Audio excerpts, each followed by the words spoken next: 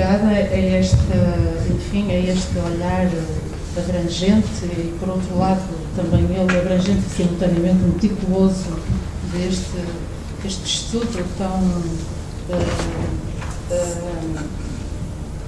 aprofundado de todos aqueles que, ao longo do tempo, estudaram António Verneuil e a sua obra, trabalho que, porventura, esperemos venha a ser publicado para todos aqueles que depois, eventualmente, pretendam vir a desenvolver outros trabalhos também sobre Verneuil e encontrem, de facto, este importante guião, não é, que o seu professor teve, de facto, o trabalho e também, pelo que percebi, o gosto, porque vi que o fez com muito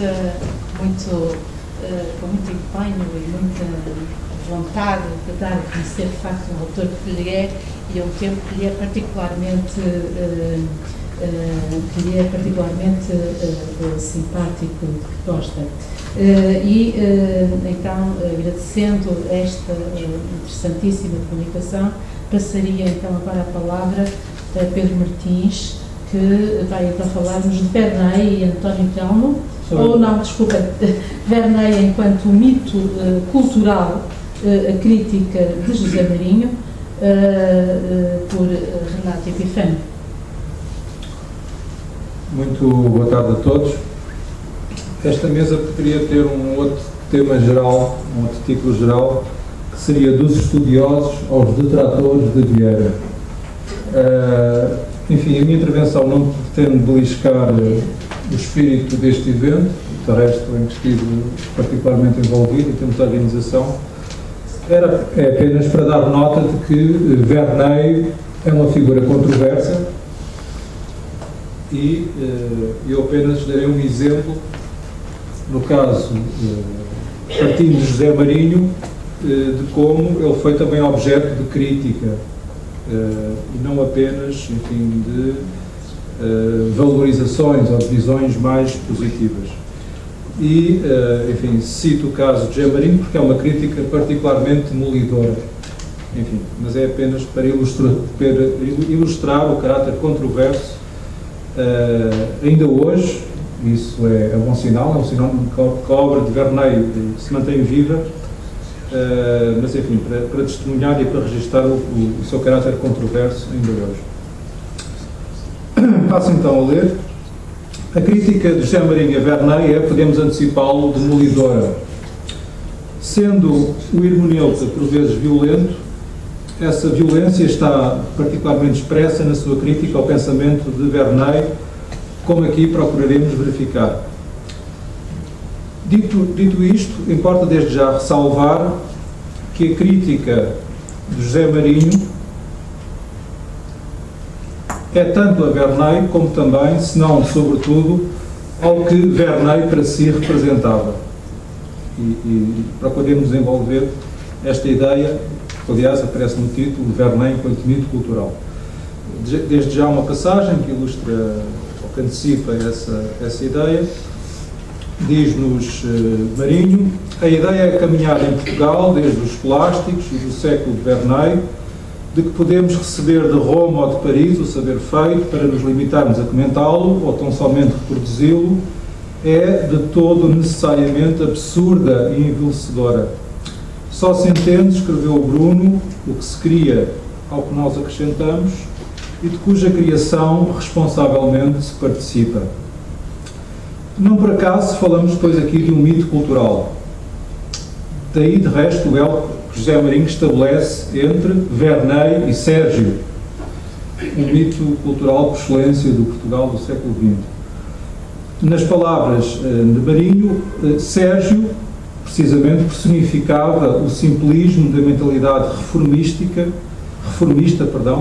e crítica posterior a Luís António Verneuil. Diz-nos ele ainda: para tudo dizer, e convém que conste para futuros efeitos, eu não penso que desde Luís António Verneuil a António Sérgio e aos pensadores críticos inspirados pelo que Hegel designou como universalismo abstrato, Eu não penso que tais pensadores tenham garantido em suas obras o sentido que o mesmo Hegel efetivamente pensou e sugestivamente chamou universalismo concreto. Como já 1000 vezes tenho exposto, e não poucas escrevi, a filosofia outra coisa não é senão efetivo e radicado pensamento. E seguindo a linha dos mais velhos e de todos quantos depois passaram, não infectados pela confusão da filosofia, como culturalismo e pedagogismo, tenho chamado a atenção para a imagem das próprias sementes na própria terra. A filosofia não é de livresca importação ou de enxertia. Não são livros estéreis ou proficientes, aulas e lições universitárias. Decididamente e de uma vez por todas, nem Luís António Verneio, nem António Sérgio, nem, Marinha acrescenta ainda, Joel Serrão ou Eduardo Lourenço, e citar seus nomes aqui é homenagem e sinal de autêntica amizade e lealdade espiritual, nem eles, digo, nem ou nenhum dos seus análogos garantiu, ou me parece, a caminho de garantir o autêntico sentido universal da filosofia. Pelo contrário, e cumpre que se saiba no futuro, que assim mesmo pensei, e a tempo disse, aqueles de quem Álvaro Ribeiro se reclama, Sampaio Bruno e Leonardo de Coimbra, mas não só eles entre nós, garantiram o universalismo autêntico do filosofar. Dizendo ainda, convém dizer que para mim, e felizmente não só para mim, é no trânsito da geração de Bruno e Guerra Junqueiro para a de Leonardo de Coimbra e Teixeira de Pascoais, que o sentido do nacional e do universal mais estreitamente se vinculam.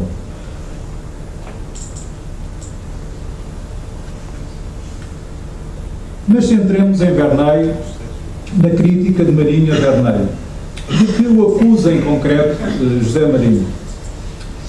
Acusa-o desde logo ter sido entre nós o precursor da filosofia positiva.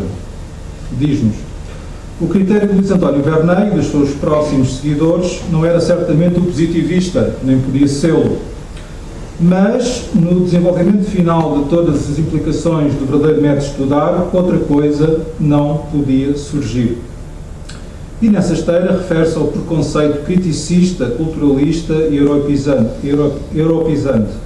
da responsabilidade de Verneio e seus seguidores, os quais, no seu afã europeizante, ignoram a Europa real e vivente e vivem numa e para uma Europa de convenção.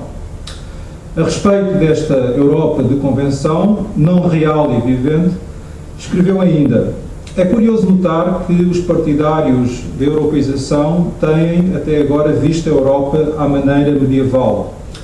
Curiosa a atitude destes adversários de todo o medievalismo, de todo o influxo do passado no presente.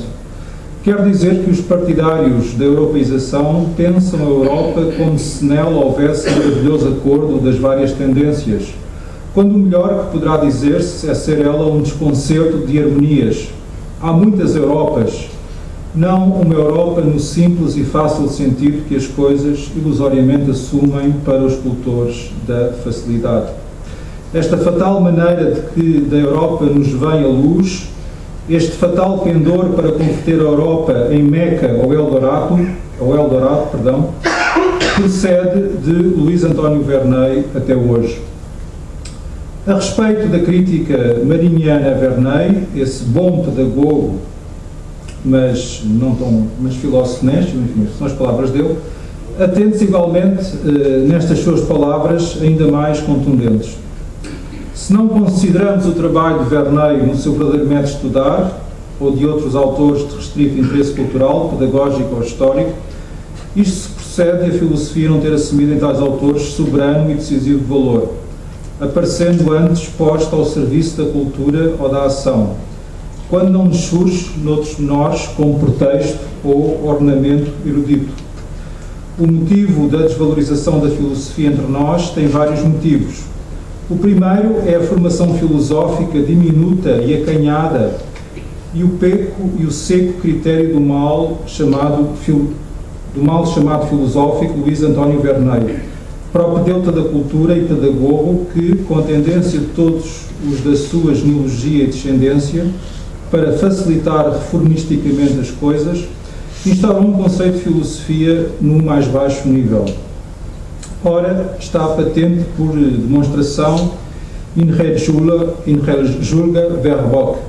De Verneuil só duas coisas poderiam saber: o formalismo filosófico, desprezando a autêntica filosofia, morta e cômoda erudição acumulativa, e desprezando o aventuroso autêntico saber. E assim, enquanto não nos decidirmos a dizer com rigorosa franqueza que o frade Barbadinho foi uma das maiores calamidades de Portugal, bem mais nociva por seus malefícios do que o terremoto de 1755, ou as invasões francesas, temos aqui um rival para o Marquês de Pombal, e não eliminarmos os últimos maus efeitos dos seus malefícios, não sairemos da escolástica. Daí, finalmente, o referir-se à crise dramática e terrível que o frade Barbadinho operou no nosso século XVIII. Nós consideramos que a crítica do padre Luís António Verneuil um dos maiores malefícios que a nossa cultura sofreu. Com ele efetua-se uma cisão. Uma parte do nosso pensamento, seguindo o destino da filosofia europeia de mais baixo nível, desce pelo plano inclinado de Galileu do céu à terra. Tese que desenvolve em particular num seu texto intitulado Luís António Verneuil e o reformismo cultural, onde se lhe refere como o campeão da modernidade, ou arauto da cultura moderna, da atualização pedagógica e da europeização do nosso país, onde denuncia que esse movimento de europeização, por si promovido, esqueceu ou desatendeu o essencial, de que resultou o agudo drama espiritual do nosso país, drama de toda a parte, mas aqui revestindo o excepcional relevo, chegando mesmo a falar, nesta esteira, de uma ruptura na filosofia portuguesa. Diz-nos ainda, com o século XVIII dá-se a ruptura na filosofia portuguesa. O pensamento fiel ao dogma e a uma concepção hierárquica do ser e dos valores é atacado com extrema violência por um homem de raro talento e grande vigor polémico. Diz-nos ainda, a ação de Luís António Verneuil tem sido em Portugal muito prezada e encomiada. Uma legião de críticos e historiadores da cultura e da literatura o têm como uma espécie de patrono, o campeão da autêntica ciência e da autêntica filosofia perante os exageros ou inépcia de uma escolástica sediça ou tardia. Eu permito-me considerá-lo justamente, com os polemistas que o acompanharam, como uma grande calamidade para a filosofia portuguesa. Ainda nas suas palavras, ainda no seu texto, Luís António Verneuil, o reformismo cultural, o resultado da reforma de Verneuil é que a una verdade se cindiu para nós. Temos uma filosofia científica que pretende firmar uma verdade na Terra. Temos uma filosofia metafísica que afirma e pretende demonstrar a impossibilidade de firmar uma verdade apenas sobre a razão humana, na sua relação com o mundo dos seres e fenómenos, uma verdade sem imanência e implicações transcendentais. Esta é a situação em toda a Europa. E em torno desta oposição se traça a história da filosofia no nosso século XIX. De um lado, os humanistas, os naturalistas, os positivistas e os materialistas.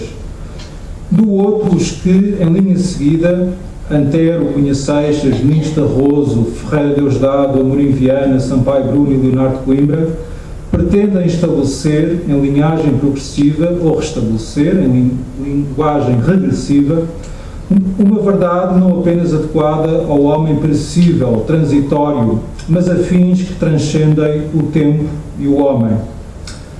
Mal ou bem, para concluir, foi essa, com efeito, a linhagem em que Marinho mais se reviu e em que inscreveu o seu próprio percurso filosófico.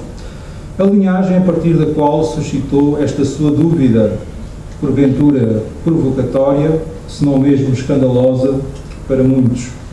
Se Portugal, enquanto essa região espiritual, a mais agudamente cristã da Europa, que os nossos inteligentes, desde Luís António Verneuil, bem considerada mais atrasada, mais improgressiva, não será, noutro sentido, a mais adiantada.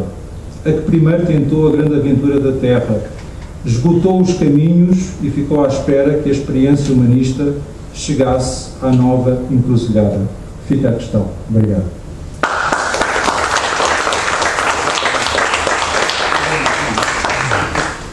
Este estudo o Sr. Professor aqui não fez.